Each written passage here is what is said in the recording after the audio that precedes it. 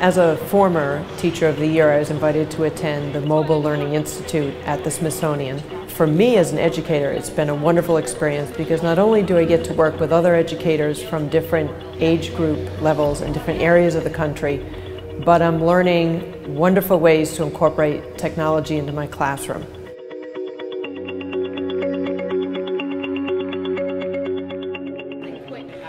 Day one was the introduction day. So we got to introduce ourselves and what we teach, where we're from, but also we were introduced to the different technology. So we were introduced to the Nokia phone and video, and we were introduced to our computers and software products.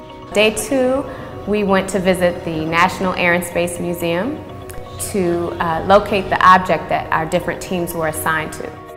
So then we took pieces of the different exhibits that we thought would really feed our units that we were creating as a whole, and we videotaped those and used audio clips of those as well to put together for our units.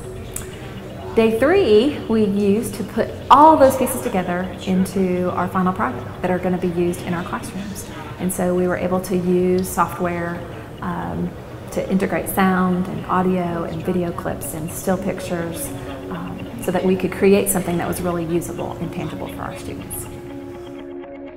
The Mobile Learning Institute at the Smithsonian is really an opportunity. It's broadening your horizon to what the nation's capital has to offer, but not just that, but what artifacts from around the world have to offer the learner.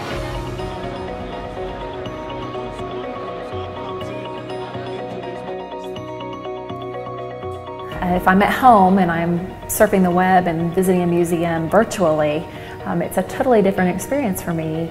If I come here, if I come to DC, if I come to the actual site, see the materials first person, get to ask questions of the docents and of the museum curators and really find out firsthand. I'm getting those primary source documents for my kids, which is great, and the ability to bring those back to my students will be really powerful. There really isn't any type of learning than to get in there and experience things up close and to see them up close. You can almost see an artifact, you can almost go out and you can actually feel the history behind it.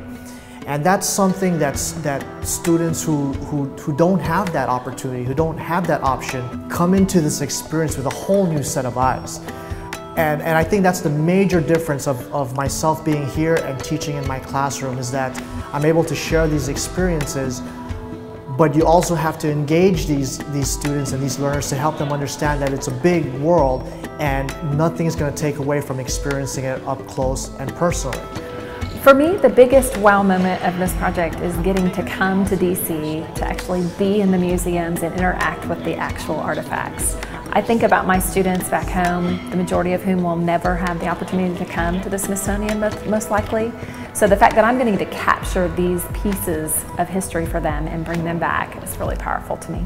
I see this program as a way of showing us how we can use something that our students have, something that our students do all the time, use their cell phones, text with their cell phones, take pictures with their cell phones. So I'm excited that I'll be able to bring it back to the classroom and show my students, no, you can actually use your cell phones to do my homework assignments. And I think they'll really like that. I think the collaboration between the Smithsonian and the Mobile Learning Institute is a great idea, because not only does it combine the museum piece, but it also combines the technology.